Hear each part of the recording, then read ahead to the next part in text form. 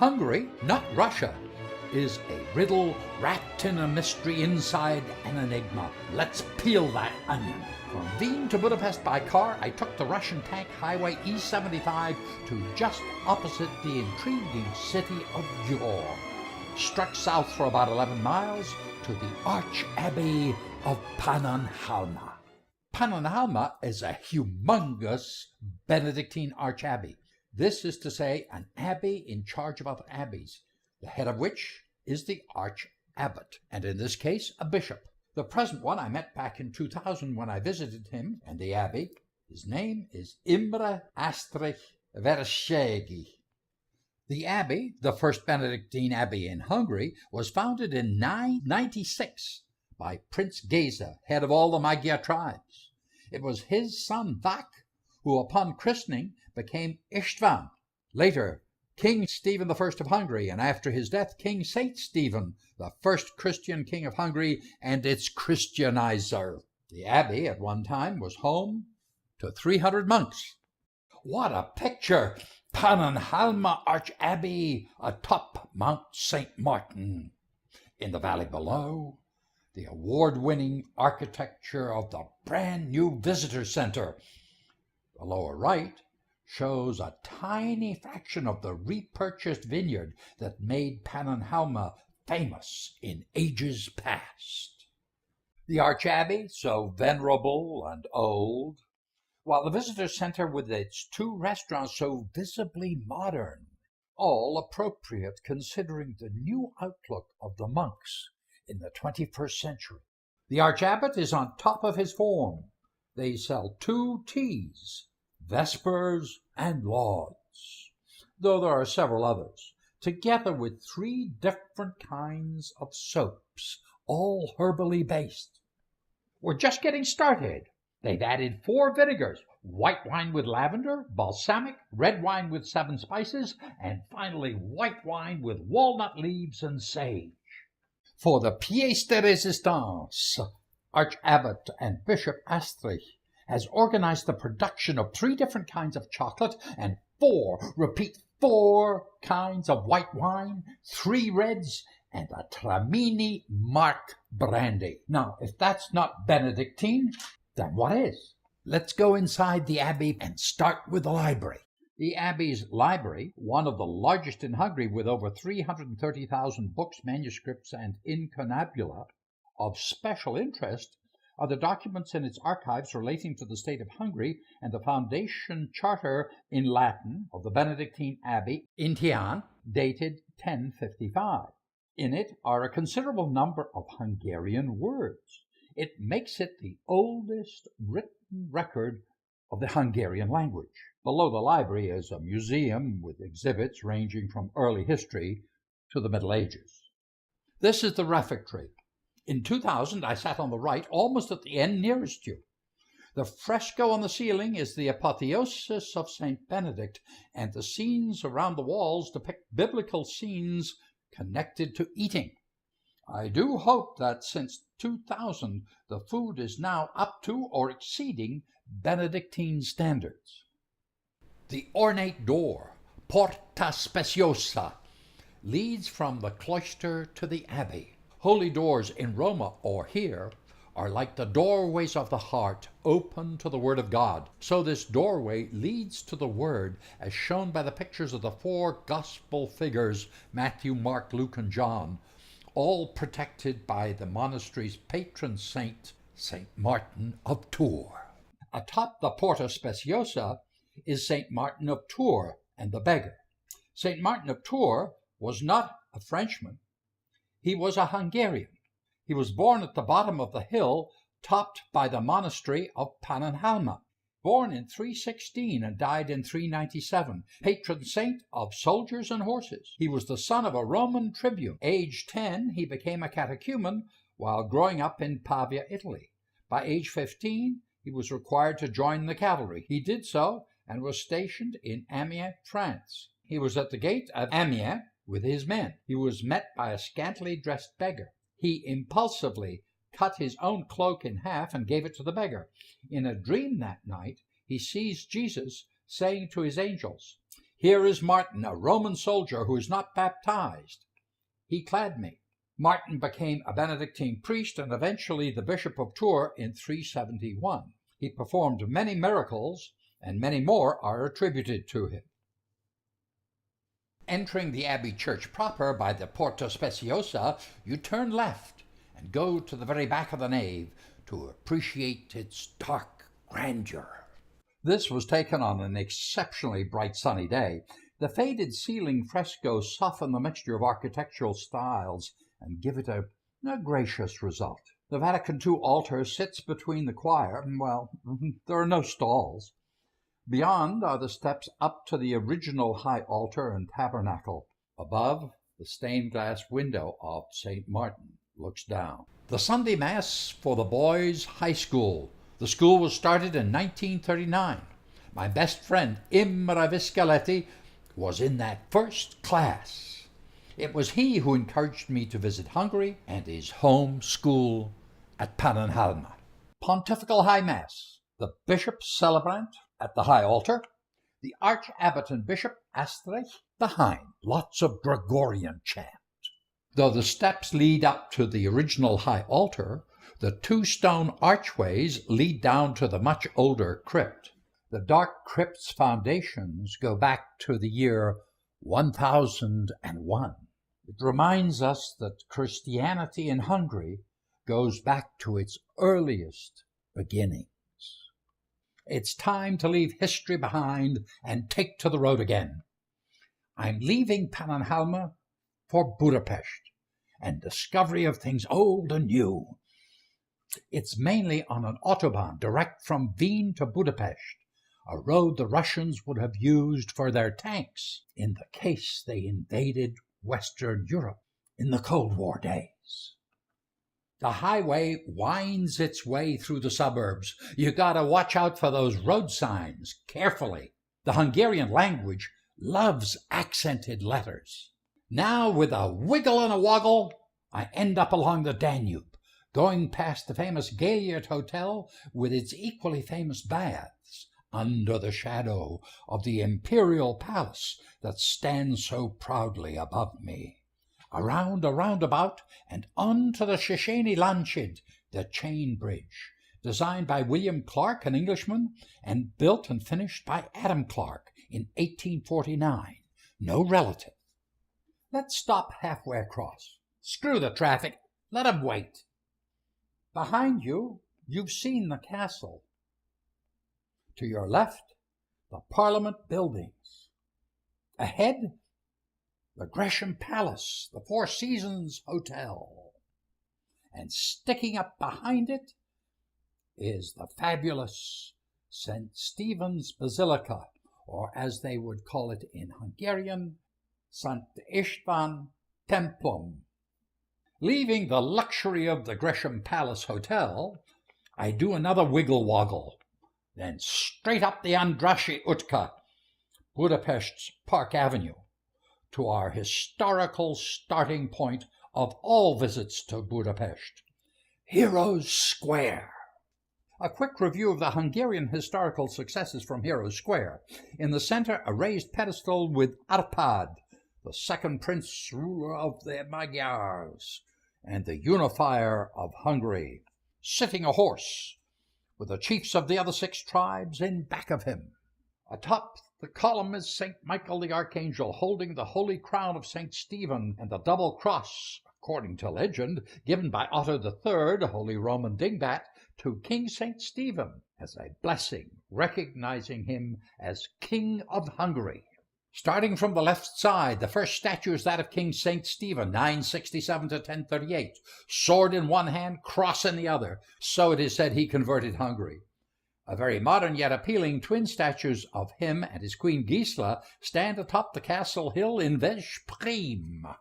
Next is Lajos Nagy, Ludwig the Great, 1382-87. He oversaw the greatest expansion of Hungary. As elected king of Poland, the empire spread from the Baltic to Dalmatia, the Adriatic, and Bulgaria, the Black Sea.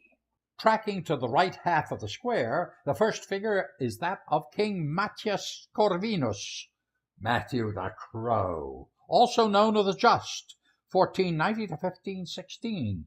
He was King of Bohemia, Croatia, and Duke of Austria. He established educational institutions, patronized the arts and science, and introduced a new legal system. In his reign, Hungary was the first country to adopt the Renaissance outside of Italy. The last statue is one of Lajos Kossuth, the final failed rebellion leader in the so-called bloodless revolution of 1848.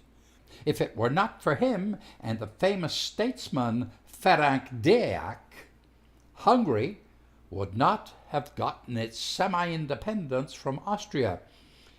This was known as the Österreichische-Ungarische Ausgleich, the Austro-Hungarian Compromise of 1867. To solidify the compromise, Franz Joseph and Sisi were crowned King and Queen of Hungary in Buda in 1867, and a new and glorious coat of arms came into being. Sisi was beloved by the Hungarians. All her court were made up of Hungarian nobility like Countess Festitich, to whom she spoke their language. Old man Emperor Franz Joseph died in 1916 at the age of 86, 2 years before the end of World War I. Franz Joseph's only son died in the Mayerling affair, so he was succeeded by Karl I of Austria, or Karl IV of Hungary, who abdicated November 11, 1918. This dissolved the Austro-Hungarian Empire. Hungary had the opportunity to retain the monarchy by inviting Amadeo, Duke de Aosta, of the Savoy lineage, to be their king. Instead, Hungary, after the disastrous Trianon Treaty, started in a downward spiral from which they have never recovered. First, they put in a communist, Béla Kun, who was run out of town by a dictator, Admiral Horthy. Horthy fled Hungary as the Nazis pulled back, allowing 650,000 Jews to be killed by the extremist, the Arrow Cross. Then the communists came in and ruled till 1989. Now they've got another dictator, Viktor Orban. What a great and glorious country Hungary was at times. What a miserable one it has been most of the time, as it is now. Let's move on and see some more of its glory. Városliget, or City Park, the first of its kind in the world, dedicated for Hungary's millennium in 1896. It's a short walk from my hotel, the Ibis. Standing in Heroes Square, on my right is the Museum of Fine Art. Beyond, which is now the Transport Museum, is the Városliget Castle, and beyond that, the zoo and the big Széchenyi Baths. To my right is the Palace of Art. A 3-story Museum of Fine Arts is split into 9 different art sections: Egyptian, classical, German, French, English, Italian, Spanish, French, and sculpture. This comprehensive collection dates from 1870, when the state bought a magnificent collection from the wealthy noble Esterházy family.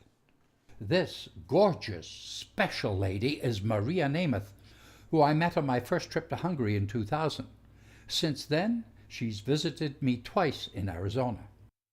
She was able to take some time off from work to show me around Budapest and other parts of this beautiful country. Maria picked me up at my hotel near Heroes Square. As you can see, we walked to the subway and descended into the bowels of the earth to take the train to Ferenc Deák Square and a short walk to the famous Gerbold Café. You should note that the subway system in Budapest is the second oldest in the world, behind that of London. The famous Gerbold Café, as you see, it's from the Victorian era, just like those in Wien. We sat outside. I wanted to have the famous Doberstadter with my coffee, but I had to settle for God only knows what. I don't remember. But sitting there with Maria, it was very enjoyable. From the cafe, it's a short walk along the Danube to the famous Széchenyi chain bridge, leading to the five-star Four Seasons Gresham Palace Hotel, and in the background, St. István Basilica, St. Stephen's Basilica, our next stop. Really, Pest, not Buda, Pest, grew apace under Franz Joseph and Sisi. Most of the famous buildings were erected to be opened in the millennium year of 1896. The basilica was an unforeseen exception. It was started in 1851 and completed only in 1905, slightly after the celebration. The reason? The dome had collapsed in 1868, requiring the basilica's complete demolition and rebuilding from the ground up. The early saintly beginnings of Hungary are depicted in these statues of King St. István on the left and his son, Prince St. Imre, who predeceased his father. He was killed in a boar hunting accident, and the martyred bishop St. Gellert, Imre's tutor, killed by pagans in the revolt of 1046. What a glorious basilica! In the center of the nave, this fantastic dome. Here it is again, but a little closer up. Now you're beginning to see some of the details. Now, in even greater detail. The four evangelists, backed each by an angel, at the four corners of the dome. The Holy Mother, patroness of Hungary, below, Christ above in the center, St. Peter and St. John the Baptist either side. These mosaics were done in Venice, saving the three best things for last. A unique high altar, not the figure of Christ, but with the Vatican approval, the statue of King St. Stephen dominates the scene. Behind the high altar are four scenes from his life. King St. István had no heir. His son Imre had predeceased him. Here is a stylized painting of him on his deathbed, raising his right arm and hand, asking the Virgin Mary to be the queen of all Hungarians. As a sign of her acceptance, his arm and hand became incorruptible.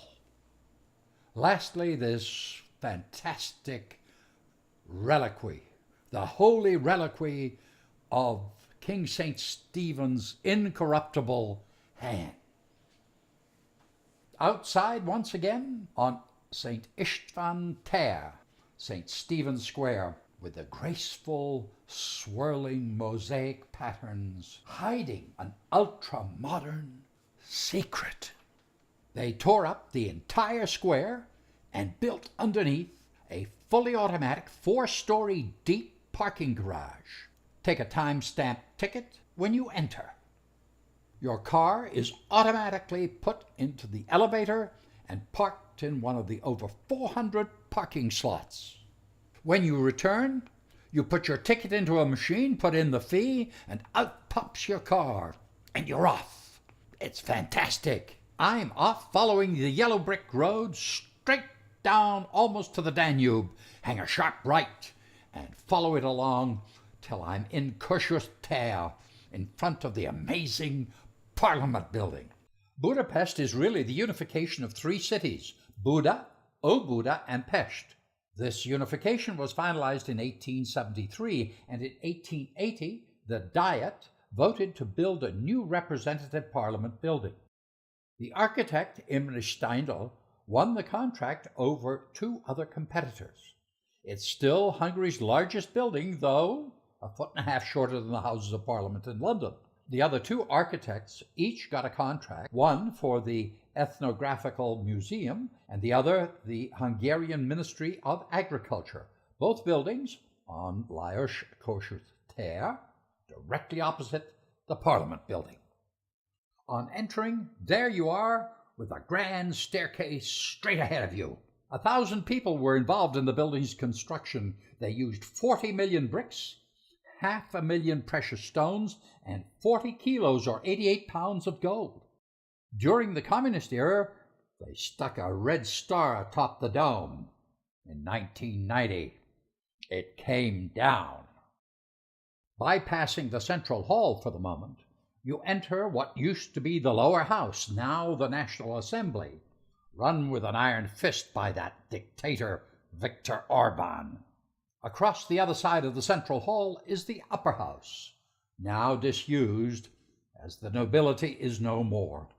More's the pity, Hungary has only flourished under a monarchy and a reined-in nobility. The Central Hall.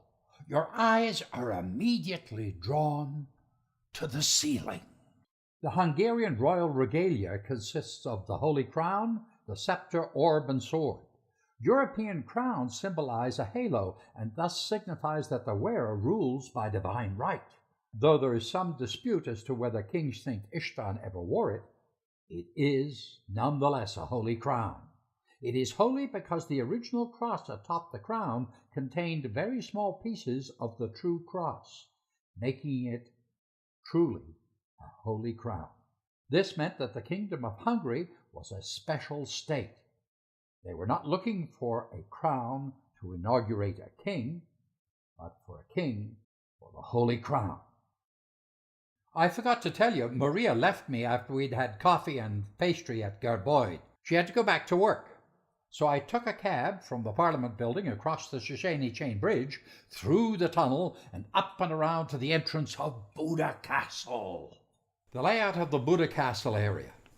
At the right, the castle complex. On the left, it's dominated by Our Lady's Church, known as the Matthias Church. The rest of this end is Lord Street, originally the houses of aristocrats and wealthy merchants. Two other buildings are prominent: the Fisherman's Bastion and the Hilton Hotel. We're going to take a brief glimpse into some of these buildings. It's now proposed that over time these museums will go elsewhere and the Imperial Palace will be restored the way it was under Franz Joseph and Sisi. It's behind these walls of the Imperial Palace that we'll find Hungary's artistic history. The National Gallery, what used to be the Great Throne Room, now is filled with folding altarpieces, or triptych. Isaac's Sacrifice, an impressionism by Ferenczy Károly, 1862 to 1917. The Hungarians always put the first name last and the last name first. Very confusing. Here we have Woman in Violet by Mircea Széchenyi, 1874. Here's a late Baroque impressionism of St. Michael Archangel.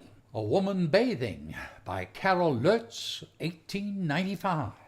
The Battle of Zigizwar, a town west of Pécs. We'll visit it shortly. It's Zrínyi's heroic charge from the fortress of Zigizwar, 1825 by Peter Kraft. Zrínyi lost to the Muslim hordes. The Turks. The bastard Viktor Orban standing in front of the painting of Prince Eugene, entering Buda having defeated the Turks. The reopening of the Széchenyi Library, attended by Benedictine monks from Pannonhalma. What follows are several examples from the library. This is an early Renaissance book by Sami in 1389. Here is a fantastic illuminated book and a manuscript. What a great way to end the visit to the castle's museums. Now just a short stop at the Matthias Church and the Fisherman's Bastion.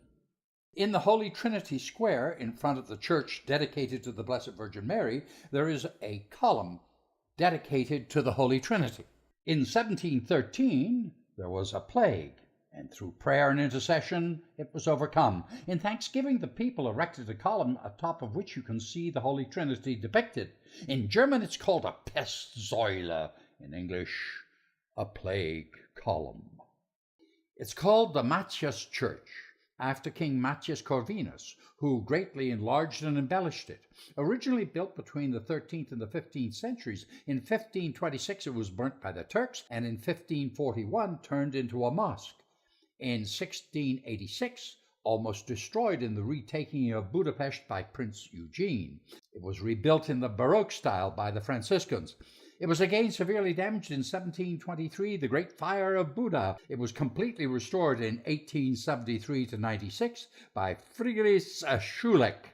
In 1945, it was once again severely damaged by the Germans and the Russians. The Communists restored it in 1970. The Bela Tower is dedicated to King Bela IV, the church's founder. Like the Stephansdom in Wien, the roof is decorated with colorful ceramic tiles, some in the shape of the double cross, and the other photo in the shape of the Hungarian colors, red, white, and green, and in the shape of a rose. What a lovely sight this nave is, with its ornate decorations. The high altar, with the statue of the Blessed Virgin Mary above it. Behind it are 19th century stained glass windows by the artists Friedrich Schulich, Zekle, and Lutz. The beautiful pulpit with the sculptures of the forefathers of the Church, Ambrose, Jerome, Augustine, and Gregory the Great, together with the four evangelists around it. It's a reminder of the Stephansdom pulpit in Wien by Anton Pilgrim in 1515. This Baroque Madonna was originally set into the church wall and covered over by the Turks when it was a mosque. In 1686, when the church was almost destroyed in the retaking of Buda, it miraculously reappeared. The Turks took this as a sign of defeat, which it was. The architect Friedrich Schulich designed the Fisherman's Bastion in 1895 in the Neo-Romanesque style. In the foreground is the statue of Hungary's first Christian king, King St. Stephen. It was built where the castle walls once stood. The bastion was built as a monument to the Guild of Fishermen. It's almost Disney-like. It's really an aesthetic addition to the castle area. This is my favorite view of the Danube of the Parliament building in Pest. Now Maria and I are off on a trip around Hungary. Our first stop on the way to Lake Balaton is the historic city of Székesfehérvár.